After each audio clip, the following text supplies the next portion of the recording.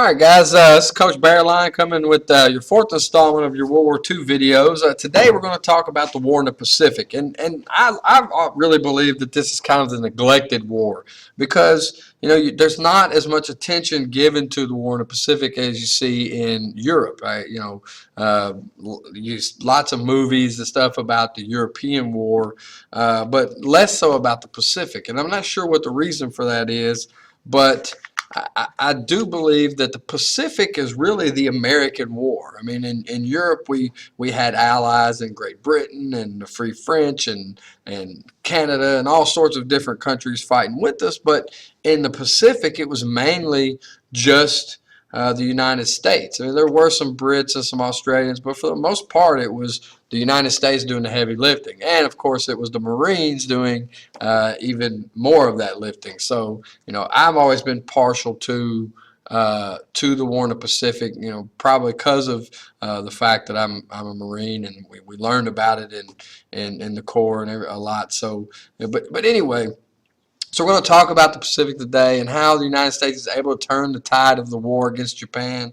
We're going to talk about the Allies having a slow start. That we were getting beat pretty soundly early on, and how the United States begins to shift the momentum of the war. And finally, the major events of the late stages of the war. All right, so the attack on Pearl Harbor obviously did significant damage to the U.S. Pacific Fleet. It really took a long time to overcome. Basically, all of our battleship fleet in the Pacific was sunk during Pearl Harbor. We had massive losses in destroyers and other types of vessels. One thing that was a saving grace, though, is that our aircraft carrier fleet was out on maneuvers that day, so they were not sunk by the Japanese attack. Anyway, so the Allies realized early on that it's going to be harder to bring forces to bear in the Pacific because of that loss of material.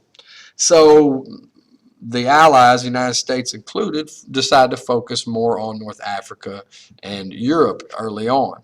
So as a result, Japan wins this quick string of impressive victories, like bang, bang, bang, bang, bang, bang, right? So they push American forces off of Wake Island and Guam. Although the Marines fought valiantly at Wake Island, they weren't reinforced. I mean, the decision had been made to push resources to Europe, and basically a lot of these outposts on these islands are left to fend for themselves. So Wake Island falls, Guam falls. The British stronghold in Hong Kong is captured. Of course, Japan was already in China at this time.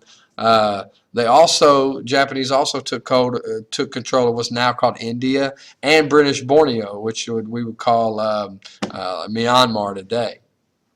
Anyway, so they also took the French colonies in French Indochina, which will later be Vietnam, Cambodia, Laos, and Vietnam, Cambodia, Laos, Thailand. Anyway, so there was lots of damage, not only to the Allied navies in Pearl Harbor, but in the Battle of Java Sea. You're talking about lots of basically a sequence of routes on the part of the Japanese army. And, you think about it, the Japanese had been fighting for a decade. They'd been expanding through all this time, so they were well trained, they were disciplined, very skilled, and they were well equipped.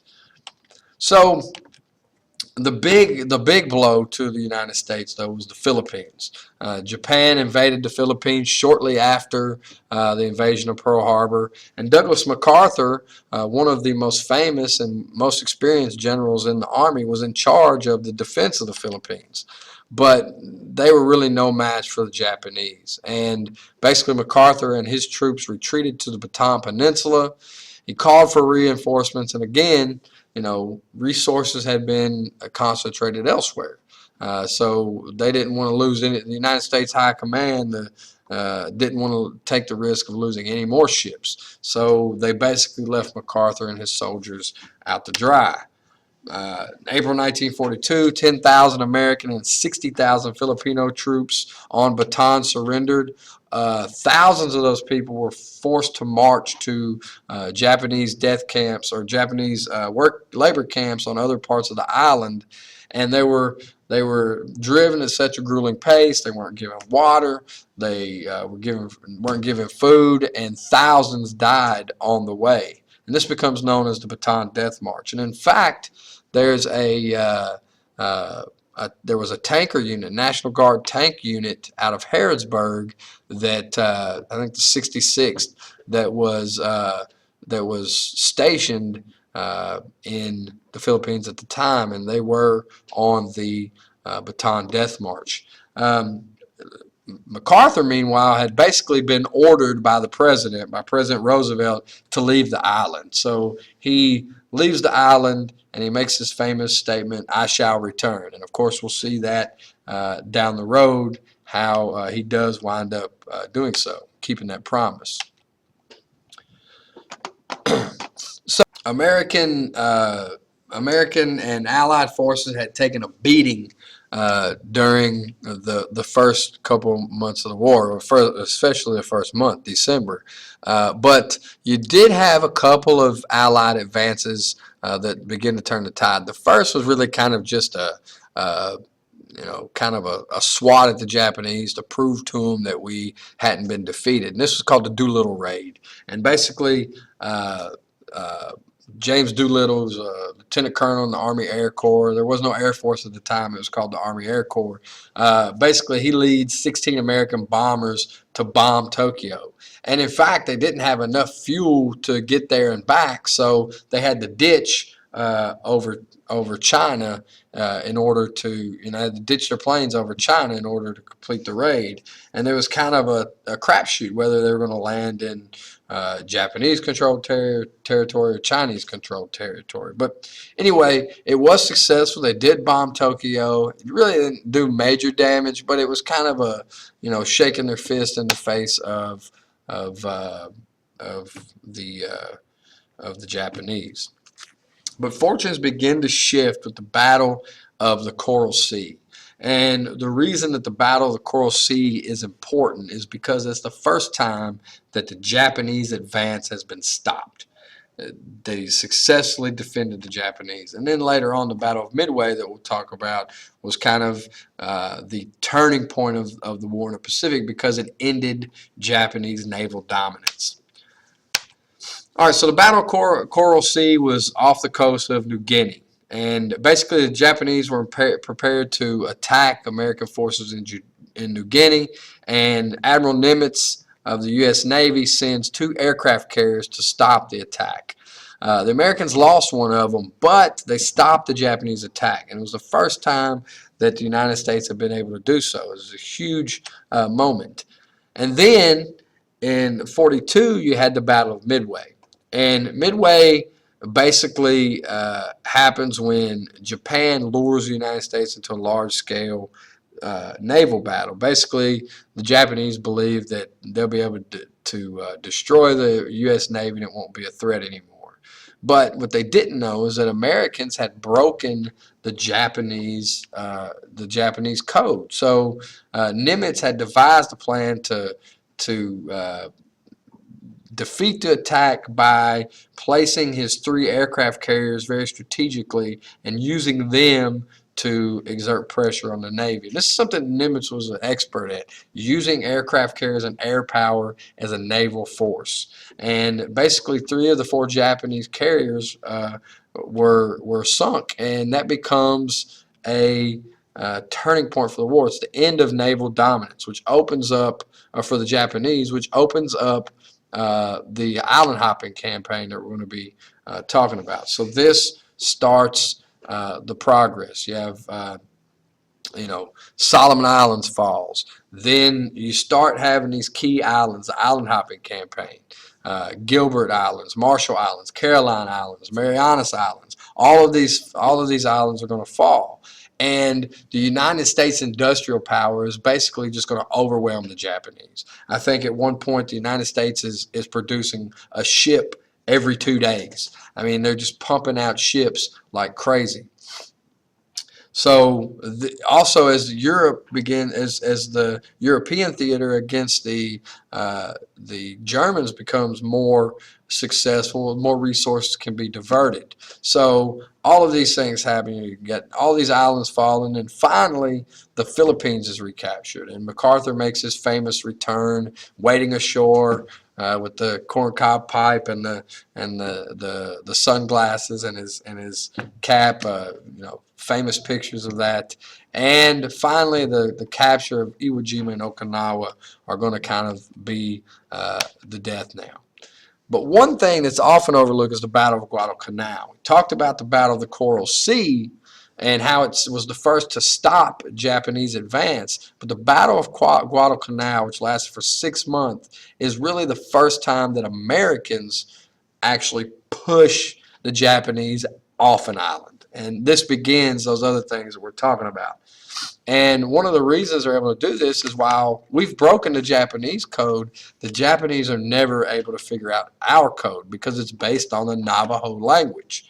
And hundreds of Navajo Indians joined the Marine Corps, and basically they have this code based on their language, which isn't written. It's not a written language, so the Navajo are the only people that know it. And they never could figure out the code. So you've got this stair-step approach, and the Philippines is finally taken because the Allies are able to destroy Japan's fleet on the Battle of the Leyte Gulf. And this is the first time during the Leyte Gulf that Japanese begin using kamikaze attacks, which really don't have a whole lot of impact, but they're very terrifying and show the extent to which the Japanese are willing to go. Anyway, so after months of the fighting, the Allies finally gain control of the Philippines, and of course, MacArthur makes his famous return, fulfills his promise. Probably the most famous battle in the Pacific was the Battle of Iwo Jima. February 1945, they needed the base because they needed airfields so they could launch air attacks to Japan. And basically, this is the first time the Japanese soldiers are fighting for sovereign Japanese land. Of course, they fight ferociously, and as usual, most refuse to surrender. In fact, there's a story about a guy in the 70s, an old guy popping out of a cave in Iwo Jima because he had believed that the war was still going on. He had been living all this time in the cave systems of Iwo Jima, apparently. Anyway, so the United States Marines finally take Iwo Jima after a month of fighting. It's some of the bloodiest fighting of the war. And, of course, it's where maybe the most famous picture of all time in history of the United States is taken, the planting of the flag on Mount Suribachi. After that, the Allies invaded Okinawa. April 1945. And Okinawa was supposed to be the launching pad for the final attack on mainland Japan.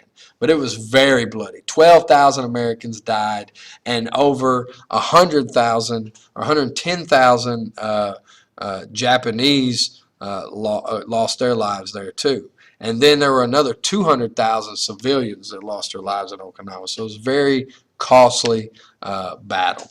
And it's basically going to set up the decision to drop the atomic bomb, because war planners see how costly in lives and material and equipment that is going to be to invade mainland Japan. And many people say that as many as 100, 200,000 Americans could die in the assault. So Okinawa is what basically gets Truman to consider the atomic bomb dropping, or the dropping of the atomic bomb on Hiroshima and Nagasaki.